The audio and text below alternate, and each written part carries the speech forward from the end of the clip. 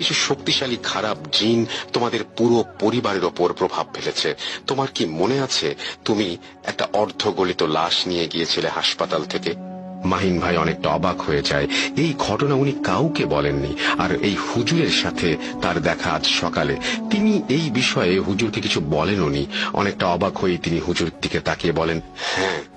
হুজুর তাকে বলেন, ওই লাশের কবর থেকে এক মুঠো মাটি আনতে হবে, এবং সেটা আনতে হবে রাতে, আর তোমাকে একা যেতে হবে কবরের মাটি আনার জন্য, এবং সেটা খুব তাড়াতাড়ি করতে হবে, বড় কোনো ক্ষতি হবার আগেই। হুজুর সেদিন বাড়ি বন্ধ করে দেন আর বলেন এটা 3 দিন কার্যকর থাকবে, তবে রাতে বাড়ির বাইরে কেউ যাবেন না। পরদিন মাহিন ভাই আর হুজুর বগুড়ার সেই বাড়ির দিকে রওনা দেন। গ্রামে আসার পরে তিনি লাশের সাথে থাকা 3 জন লোকের একজনের খোঁজ পান। তাকে পুরো ঘটনা খুলে বলেন। এরপর থেকেই সেই লোকটি মাহিন ভাইকে এমন একটা ঘটনা বলে যেটা শুনে হুজুর আর মাহিন ভাই কয়েক মুহূর্তের জন্য স্তব্ধ হয়ে যান। আসলে এত সব ঘটনা শুরু সেই ছেলের মৃত্যু থেকেই।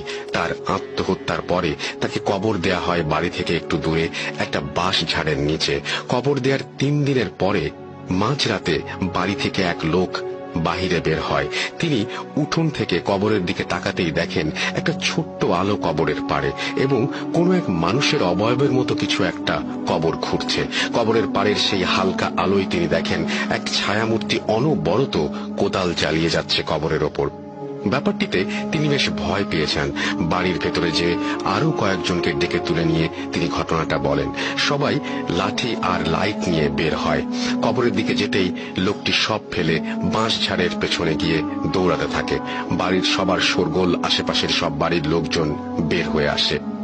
কবর খোঁড়া সেই লোকটাকে ধাওয়া করেন গ্রামের সবাই, কিন্তু তাকে ধরতে পারা যায় না। এরপরে তারা কবরের কাছে ফিরে এসে দেখতে পান কবরের লাশের মাথার দিকের খাড়ালগুলো তোলা, আর লাশটাও কবরে কোনাকুনি হয়ে আছে। তারা বুঝতে পারেন লাশ তোলার চেষ্টা করা হয়েছিল। তারা আবার কবর দিয়ে দেন লাশটা ঠিক করে।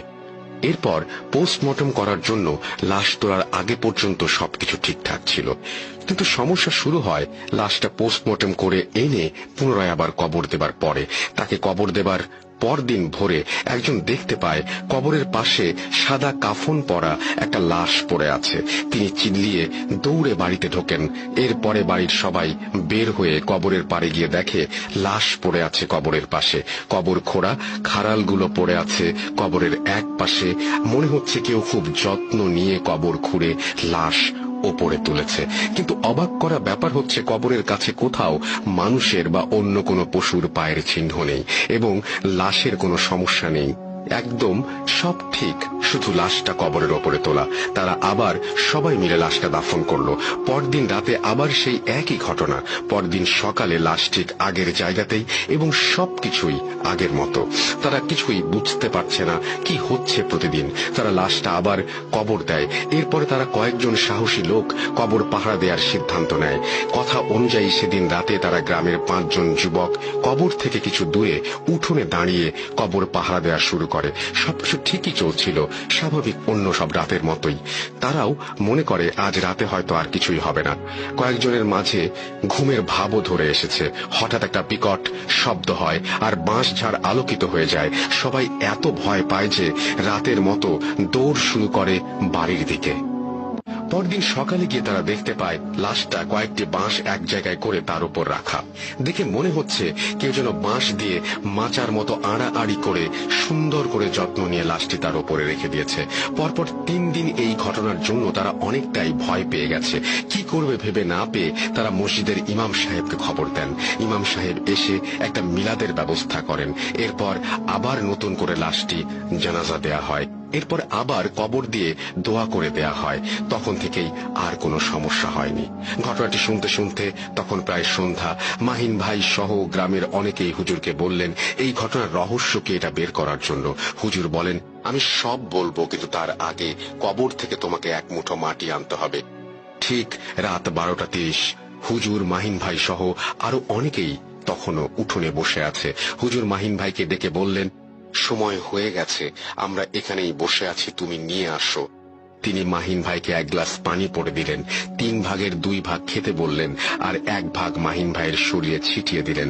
যাবার আগে মাহিন ভাইকে বললেন, তুমি মাটি নেবার সময় অনেক অস্বাভাবিক কিছু হয়তো দেখতে পাবে, কিন্তু ভয় পাবে না, তোমাকে তোমার কাজ করতেই হবে। আর মাটি নিয়ে আসার সময় পেছনে যাই ঘটুক একেবারে তাকাবে না। ভয়ে ভয়ে মাহিন ভাই তখন কবরের উদ্দেশ্যে রওনা দিল। তিনি যতই কবরের দিকে হাঁটছেন ততই মনে হচ্ছে তার শরীর ভারী হয়ে যাচ্ছে, পা যেন উঠতে চাচ্ছে না, মনে হচ্ছে কেউ পা মাটির দিকে টেনে রেখেছে। ভয়ে আস্তে আস্তে কবরের যখন অনেকটাই কাছে গেলেন, তখন চাঁদের আলোয় বাঁশঝাড়ের ভেতরে হালকা আলো আধারিতে কবরটা দেখে যেন ভয়ের একটা ঠান্ডা স্রোত বয়ে গেল শরীর বেয়ে। ঠিক তখনই প্রচন্ড একটা দমকা বাতাস এসে ধাক্কা দিয়ে মাটিতে ফেলে দিল। মাটিতে পড়া অবস্থায় দেখতে পেলেন কাল বৈশাখী ঝড়ের মতো আশেপাশের সব গাছগুলো যেন দুমড়ে মুচড়ে যাচ্ছে। বাঁশ ঝাড়ের বাঁশের মাথাগুলো যেন বাতাসের তোড়ে মাটি ছুঁয়ে যাচ্ছে বারবার। অনেক ভয়ে আর কষ্টেই উঠে দাঁড়ালেন তিনি। মনোবল শক্ত করে আবার হাঁটা দিলেন কবরের দিকে। এলোমেলো বাতাস যেন থামছেই না, মনে হচ্ছে সবকিছু ভেঙে আজ শেষ হয়ে যাবে।